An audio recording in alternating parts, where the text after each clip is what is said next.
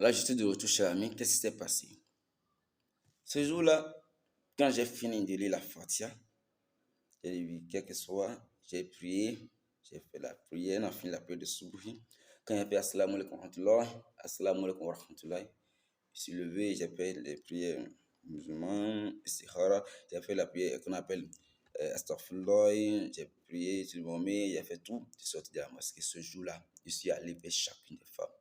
Je leur ai dit, bonjour, mademoiselle, je t'aime bien, tu me plais bien, tu es gentil et bon, mais Dieu m'a demandé de mettre fin à notre relation, que si tu ne suis pas ton mari est devant. Je l'ai dit à la première femme, je l'ai dit à la deuxième, à la troisième concubine, à la dernière concubine. C'est comme ça que j'ai mis terme à la polygamie. C'était un point n'était pas essentiel dans ma vie. Vous savez, en parenthèse, quand on demande aux chrétiens qu'il faut la monogamie, ils ne comprennent pas la monogamie. Ils ne comprennent pas. Il y a certains chrétiens qui, bien qu'ils soient chrétiens, qu'ils aient la grâce de contre le Christ depuis leur enfance, ils convoitent encore la polygamie. Et à défaut de la polygamie, ils peuvent même avoir des maîtresses, des milliers de maîtresses au dehors. Vous savez, Dieu me dit, Dieu m'enseigne beaucoup de choses. Mon enseignant, mon père c'est Dieu. Ouais, c'est Dieu, avec Dieu que je marche depuis des années. Dieu me dit, chaque fois qu'un homme, tu vas coucher avec une femme, tu ouvres la porte de ta maison au diable. Tu donnes accès aux ténèbres à ta femme, à tes enfants, à ton foyer. Et la polygamie n'a jamais été le plan de Dieu pour les hommes.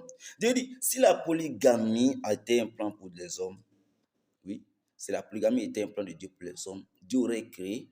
Imaginez, Dieu aurait créé normalement Adam avec 3 ou 4 ou 10 femmes. Mais Dieu a créé Adam avec une seule femme, Ève. N'est-ce pas? Dieu a créé Adam avec une seule femme. Ce qui veut dire que la polygamie n'est pas le plan de Dieu, ce n'est pas la volonté de Dieu pour les hommes. Et si cela est mis dans le Coran, allez demander à ceux qui connaissent, ils vont nous raconter ça, comment c'est mis dans le Coran. Il paraît que les gens généralement mis.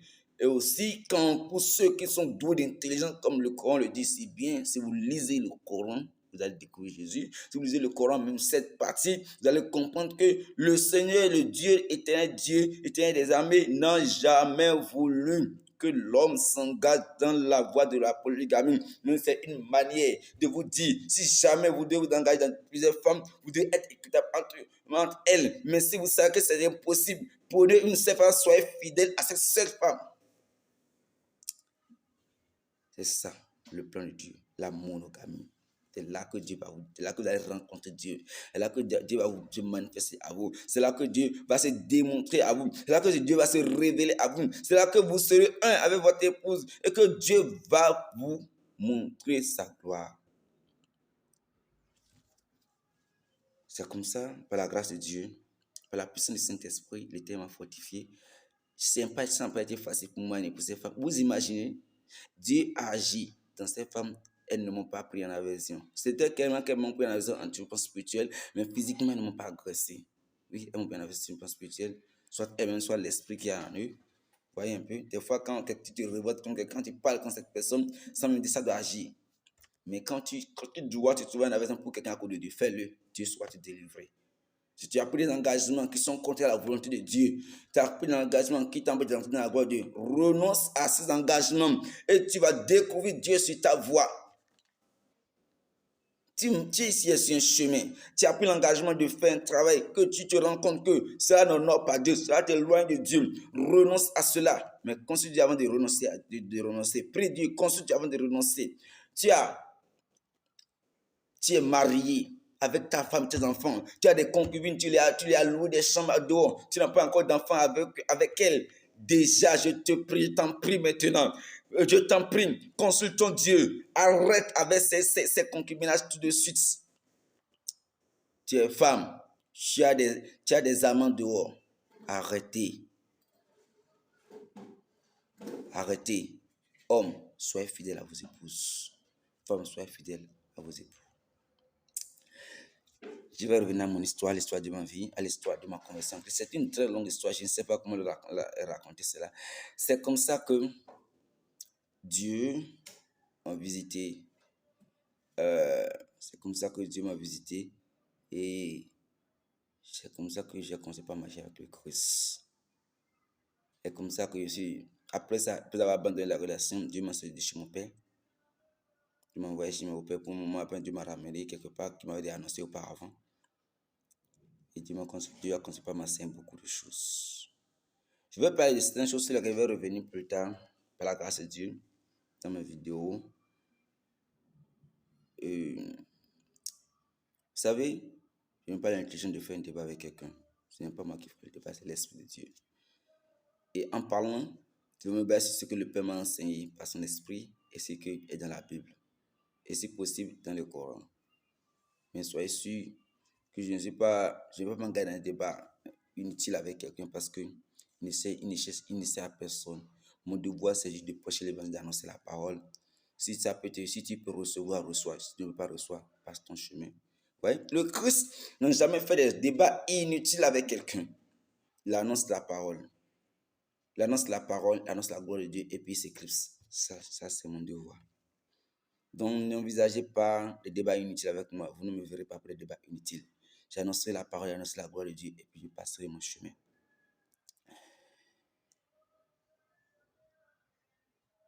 Parce que ce n'est pas moi qui va convaincre, c'est l'Esprit de qui convainc.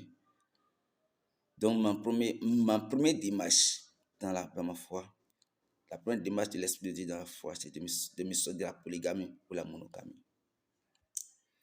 Et après, Dieu m'a instruit de lire la Bible. Vous savez, les musulmans se disent, dans le Coran d'abord, le Coran fait tout pour empêcher les musulmans de lire la Bible. Là, si vous êtes musulman, vous croyez que Dieu est avec vous, vous croyez que l'islam est vrai, alors cherchez la Bible, lisez. Vous allez comprendre que Jésus est notre Seigneur et Sauveur, que le christianisme, c'est vraiment, ça vient de Dieu, que Jésus vient de Dieu. Jésus est vraiment mort sur la croix pour nous et qu'on doit recevoir le Christ pour avoir la vie éternelle. Vous faites l'expérience, demandez à Dieu, parle-moi. Dieu peut parler d'une manière. Peut-être que ma vidéo peut-être me servir une réponse à Dieu à votre prière. Vous comprenez un peu? En réalité, l'islam nous empêche de lire le Coran, de lire la Bible. Pardon, l'islam nous empêche de lire la Bible. Les gens nous empêchent de lire la Bible, mais Dieu m'a instruit. Dieu m'a dit dans son amour, toi musulman, vous les musulmans, vous dites que le Coran, que vous les musulmans, vous dites que la Bible est falsifiée. Qui a écrit la Bible? C'est des hommes, n'est-ce pas? Mais qui a écrit le Coran? C'est aussi des hommes. Donc sache et retiens que si la Bible est falsifiée, c'est que le Coran aussi est falsifié. Waouh! Pour moi, le Coran, c'était le livre parfait. Le livre parfait qui n'a jamais été touché. C'est un livre qui est descendu de Dieu. Depuis que c'est venu de Dieu, c'est resté intact. C'est les messages descendus de Dieu. Mais un jour, Dieu m'a confondu parce que j'ai rencontré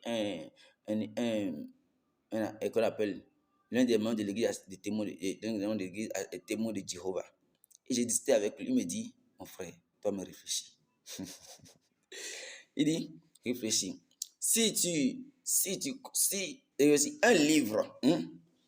un livre qui est constitué des messages qui ont été amenés par plusieurs personnes sur plusieurs générations, des milliers d'années, à des milliers d'années d'écart, qui se complètent, et les gens ne se connaissent pas, ils ne sont jamais vus. Ils viennent des siècles différents, des millénaires différents, des nations différentes. Et leur message corrobore, s'implique, tel que les différentes parties d'une machine, leur message rentre dans l'autre. Ça c'est complexe. En ce livre-là, qui est la Bible, où on voit le livre de Psaume, le message de Jésus, le message d'Abraham, de David, tous ces messages qui sont en ce livre, et le livre de Mahomet, qui est venu d'un seul homme en bloc. Qu'est-ce que la vérité? Qu'est-ce qui est censé être plus plausible